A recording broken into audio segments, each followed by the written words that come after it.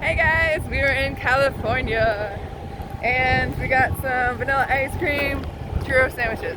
So we dropped off today. I want to say this morning, but it wasn't. It's considered this morning in California time. But we went ahead and dropped off. It was 2 pieces. It didn't take much time at all. We did have to use the lift gate for it. After the day that we dropped off, the next morning was very foggy. Actually, during the day, as it got a little bit later in the morning, you could still not really see around where you were. So we were very thankful that we didn't have to pick up the next day.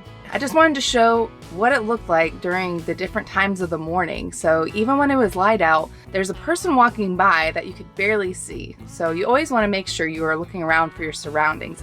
It's always funny whenever we leave the truck and then come back, they always think it's time to eat. The place that we were staying for a couple of nights was actually on an Indian reservation. And at this location, there was a very interesting dog that we saw. And we weren't the only ones who saw it.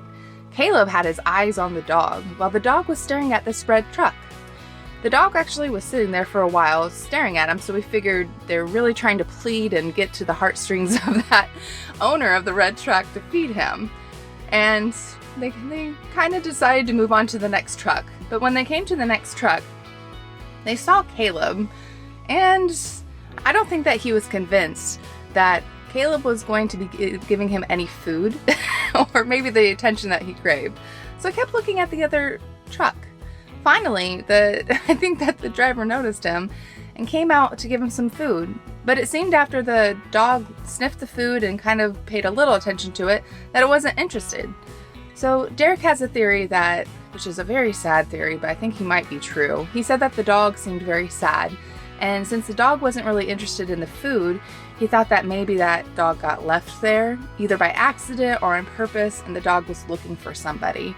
You could tell because the dog kept walking through the place and just kept looking at every different person, and I'm thinking that maybe their owner had a red truck, and that might be why it was sitting very dutifully at the beginning of this little clip in front of that red truck. So it's very sad whenever you see pets out there. You don't know if they're just wild animals or if they were somehow left or even lost, because it is a very sad fact, but it does happen. It was time for us to head out, and as we're heading out, we get to see so many beautiful mountains and landscape that constantly changes with every single curve that you go through. And we have a very trusty sidekick that likes to sit on our lap. This is Norton, and Norton loves to look out the window. Caleb's a scaredy cat, so he always stays in the back. Although we didn't have to deal with fog while we were driving in the morning, on the morning of our pickup, there was some fog that we passed that we could actually see in the distance. So as we keep getting a little bit further down the road, we actually see fog that gets a little bit heavier, even though it's still up in the mountains. It's always interesting whenever we seem to pass things that are in the middle of nowhere. As we get a little bit closer to our destination to pick up, we see that the fog not only gets thicker in the mountains, but it gets thick where you can see different houses and different towns that we pass, where it gets a little bit lower. It's always fascinating to pass these towns because there's different materials that are used on houses that are in the west compared to our houses like that we see in our area in the east or Midwest. Speaking of different things that we see, not only are there different houses, but there are different plants. And if any of you guys aren't new to the channel, you'll know that my favorite is palm trees. So I was beyond excited when we actually got to pass a palm tree farm. Look at all these palm trees. So exciting. Derek always does a great job of staying alert while he's driving. He's a very nice co-driver to be with, especially during cities. He can even block out when you're trying to point out different palm trees and stuff, which I understand completely. Safety first. As we get closer to the city, the sights get more beautiful and interesting, all the while it gets closer to nap time for the cats. Norton can't be interested in anything. Nothing will get his attention, except for a good nap. Along the many sights to see, there's also very different things that are done in different places, and it's really cool to see these differences. One that we definitely noticed was on their electricity lines, they had different kind of poles that looked completely different from ours. Even though this is something very small, it's just so fascinating to see. Along with different poles, electric poles and everything, we actually got to see different wildflowers that tended to cover a bunch of the different hills and mountains all over. Our pickup was in San Diego, California, and as you can see, there's a lot of cool things that you can see along the way. And one of the things that Derek and I love to see is whenever there are American flags posted. You can see one that's on the wall on one of these buildings, and then slightly further down there's this really big flag, which is really pretty.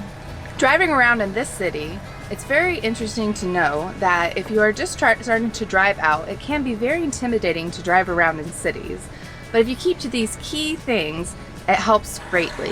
If you keep to the signs, keep your distance, and check your mirrors every half second while passing. It's very interesting how many cars like to zip up on you and try and pass you within a split second. So you definitely want to check your mirrors a ton of different times. After picking up, the focus shifts to the long journey you have of over 2,000 miles to get to your destination. But boy, do the sights soon take over, throwing those thoughts to the back of your mind. When you've been on the road long enough, you develop some good habits that keep you on top of things to look out for. One of them being wind. The best way to keep an eye out for dangerous winds is to always be on the lookout for flags. There was one house that was beautiful and had some cool flags we noticed after passing it after our last load and on the way to pick up this load. We were delighted we were able to get it so we could share it with you. When the flags are hanging loosely, like they're going down like this, that means that there isn't that much wind. When they're going horizontal, that means that it's very windy. If you see the end point, like if this is the pole right here and this is the end and it's pointing up, that means it's very windy and you definitely have to lower your speed. But you always have to not just look at one flag in the area, but as many flags as you come across. You want to keep an eye out for them because they might be in a position where the buildings around it are blocking the wind, so they can't indicate how windy it is. Because we've passed a flag before where it was kind of windy like this, and so we're like, man, it feels like it's windy, but that flag didn't really show that. And then we went further down the road and it was like this. So you definitely have to keep an eye on multiple flags as you're driving. We continue the drive, and before we switch, we do see a couple of wind turbines, which is very cool to see.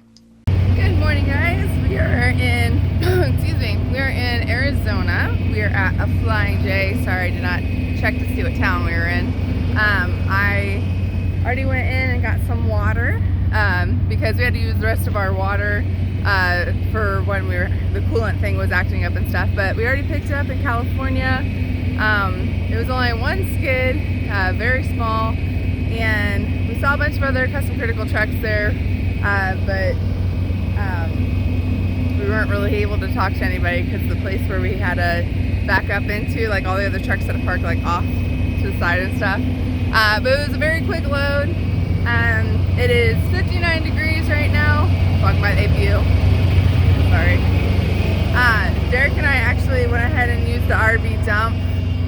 We're thinking if people want, we might do sometime an RV dump video to show you how to use it. But it's right there. And it scared the crap out of me because there was a bunch of crickets. So there's always like a certain time of year when there's different, insects and stuff that come about. But we already loaded. We're on our way to Pennsylvania. And can't see Derek, but he's up there. I always thought you could see the driver with our blue light that's on there, but I guess you can't, so that's good, I guess.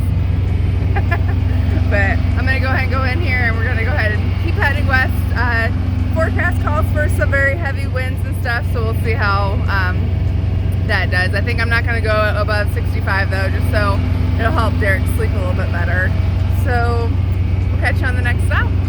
Speaking of blue lights, it's probably a good thing that drivers can't see us at night, since that's when I usually jam out singing, albeit quietly, as not to wake up Derek. Driving the night shift, it's always fascinating to pass different structures that pop out of nowhere, and you have absolutely no idea what they are. The sun's been coming up earlier since it's the time of year, but if you are like us, staying on Eastern time zone, you don't feel it as much since the West gets up later. Taking breaks to fuel up, stretch your legs, and let the cats try to delicately catch the bugs that snuck in while you got in and out of the truck is always a must. Moving out, we head east, where once we hit New Mexico, we actually head into some slight rain that turns into more rain the further we go. It's always kind of funny that as fast as the rain starts, it stops. I don't know why, but passing wind turbines is always fascinating no matter how many times you see them. It may be the size of these structures, or sometimes the number of them when you find them in an area, but they are always a sight to see. Rain, rain, and more rain follow us on our journey. And since we aren't in California anymore, we definitely are getting passed more often. Heading to Texas, now we come across Amarillo, which is one of my favorite places to drive through. Even though all the rain may kind of come in the way of you seeing this, there are so many things to see, even just by driving by on the highway. This includes the Big Texan, which Derek and I have been to during our honeymoon many years ago. One of my favorites is the booths on the overpass that are intertwined in the city's name. It's very neat to see what cities offer, but there's also a kind of mystery factor that comes into play while driving at night.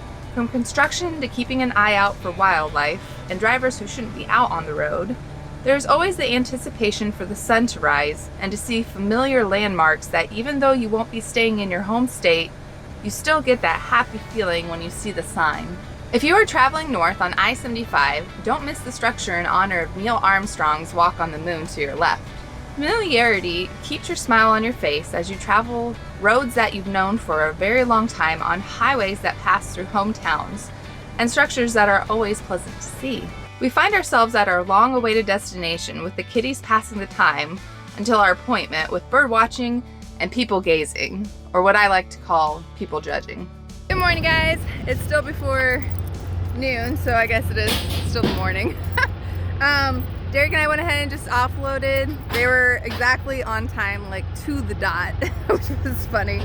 We're currently in Pennsylvania. We just had one pallet, but I think sometimes they'll actually check the freight and make sure everything's there and open up the boxes and all that, so sometimes you have to wait. So it took a little bit longer than one pallet should, but we're okay because we don't have anything that needs to be picked up for a little bit.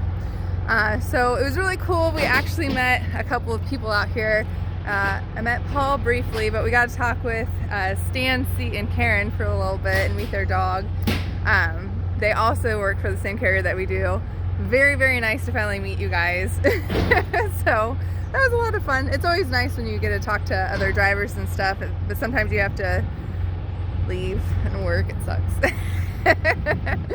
So, but it was nice to running into people and everything like that, and it's very beautiful. I'm sorry I didn't get to see what the temperature is here, but it's nice and sunny. I did try and walk for a little bit, just to make sure I'd get some steps in and get circulation going and stuff. So it's a big issue with drivers, you know, to make sure that you put the effort to walk and everything like that. So, but beautiful day. The cats, there's a bunch of birds around here and stuff, so the cats were definitely loving that too. So Derek is being such a trooper, and he's putting away all the straps. This is a place that actually doesn't let us in to unload and unstrap and put the stuff away. So with those places you got to pull away.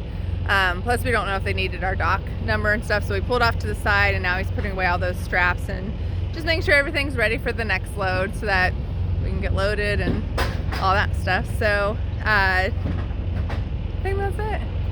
Derek, did you have anything to add? Hey, thanks for watching. God bless you guys. Alright, bye guys. For strapping and putting everything away. You didn't even see if I did a good job. You did a good job. I'm gonna black out. Uh-oh. You're awesome. If you are interested in doing what we do and driving one of these trucks for a living, reach out to Hyfield Trucking at the link and phone number in the video description. Let them know Truck and Travel